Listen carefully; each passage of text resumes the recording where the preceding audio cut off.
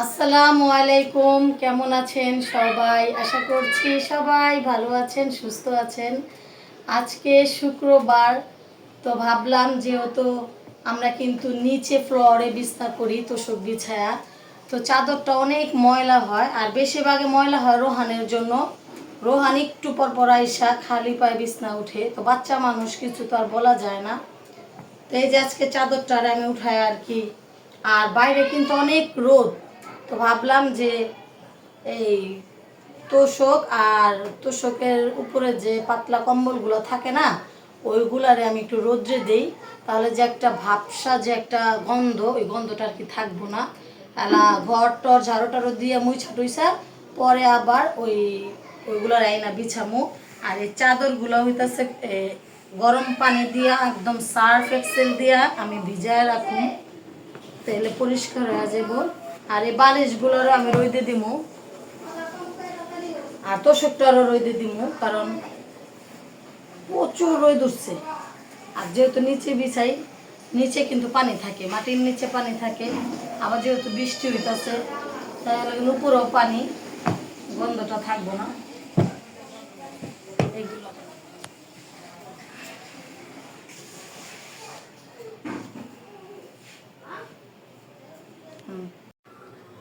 তোষক, বালিশ, কোল বালিশ এইগুলা বাইরে রোদ দিয়েছি। আর ওখানে আবার এই যে নাস্তা খাইতেছি, তো দুধ চা আর এই যে পাড়াটা আর এই যে দুধ চা। তো আপনাগুলোকে আমি আজকে আরেকটা কথা শেয়ার করি। 15 বছর সংসার জীবনে আমি অনেক কিছুই জোটাইছি। 50,000 টাকা দেওয়া সেগুন খাট কিনছি, মেয়ের জন্য 20,000 টাকা দেওয়া খাট কিনছি, আলমারি, wardrobe, sofa, showcase, dressing table, খানাডুলি, র্যাক, মানে একটা সংসারে যা লাগে আমি সব কিছুই জোগাড় করছি, কিন্তু এখন অবশিষ্ট আমার কাছে কিছুই নাই। আমার এখন আমি এই যে নিচে ঘুমাই একটা তোষক বিছায়া, কারণ কখন মানুষের কি হয়ে যায় আল্লাহ ছাড়া কেউ বলতে পারবো না। আবার হাদিসেই আছে যে আল্লাহ যদি কারোর থেকে কিছু কাইরা নেয়, এর বিনিময়ে ভালো কিছু দেয়। হয়তো আল্লাহ আমার জীবনে ভালো কিছু রাখছে, এটার জন্যই আমার জীবন থেকে অনেক কিছু কাইরা নিছে, তো ওইগুলো নিয়ে আফসোস করার কোনো কারণ নাই। সবাই একটা দোয়া করবেন যাতে আমাকে আল্লাহ ধৈর্য দেয়। এখন হইতেছে হয়তো নিচে তোষকে ঘুমাইতেছি, একটা সময় তো আমার সব কিছু হইতে পারে, ওই দোয়াই করবেন সবাই। তিল থেকে তাল হয়, আর আফসোস করার কোনো কারণ নেই। এখন আর কি মেয়েটারে নিয়ে সামনের দিকে আর কি আগায় যেতে চাই, সবাই দোয়া করবেন। তো এখন নাস্তা খাই। এই যে দুধ চা, রোহন তুমি খাইবা? দুধ চাতে পাটা খাবা? আচ্ছা, আহ আমরা খাই।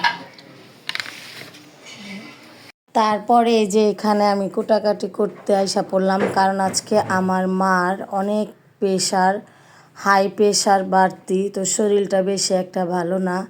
তো এই যে এখানে আমার আব্বু মুরগি আইনা দিছে আর পুঁই শাক আইনা দিল যে রান্না করার জন্য। তো আমি কিন্তু পুঁই শাকগুলোরে সুন্দর করে হাত দিয়েই বাইছা লইতাছিলাম, আর ডাটাগুলো এত নরম যে হাত দিয়েই আর কি কুটা যাইতেছে। তো আমি সুন্দর করে শাকগুলারে কুইটা রাইখা তারপরে এই যে চিংড়ি মাছগুলারে বাইছা নিতেছি। আর চিংড়ি মাছ বাছা হয়ে গেলে তারপরে আবার মুরগিটারে কাইটা নিতেছি। আর এটা কিন্তু ফার্মের মুরগি, তো মুরগিটারও আমি কাইটা নিমু আর সুন্দর করে ছোট ছোট পিস কইরা নিমু। এতদিন তো বয়া খাইলাম, মা সুস্থ আছিল কইরা আর কি খাওয়াইছে। আজকে মা অসুস্থ হওয়ার পরে বুঝলাম যে একটা মা সন্তানের জন্য কতটা প্রয়োজন। আজকে কিন্তু আমি নিজ হাতে সব করতেছি। আর এতদিন কিন্তু আমার মা আমার একটা কাঁচামরিচের বটও ফালাইতে কয় নাই, যদি টুকটাক মার কাজে সাহায্য করছি তেইলে দিছে, আর নাইতো কিন্তু না। তো এই যে মুরগিটা সুন্দর করে কাইটা নিলাম। আর এই যে আমার মা কিন্তু বইসা নাই, এই কি বলবো, এই মানুষটা সুস্থ থাকলে তাইলে কতটা করে, মানে শুয়া ছিল, আইসা আবার পেঁয়াজ কাটলো, আদা রসুন ছিল না করার পরেও। তারপরে এই যে এখানে আমি কিন্তু শাকগুলারে ধুয়ে নিতেছি সুন্দর কইরা। আর ডাঁটার শাকের ভিতরে কি কই আপনার পুঁই শাকের মধ্যে কিন্তু বেশি একটা ময়লা থাকে না, তারপরও আমি 4টা ধোয়া দিছি আর সুন্দর কইরা মুরগিটারে আমি হাত দিয়া ধুয়া নিছি। মানে কি ওই যে উপরে যে বিজলা বিজলা থাকে না, এগুলোর হাত দিয়া টেনে টেনে আর কি উঠাইয়া ফালাই দিছি।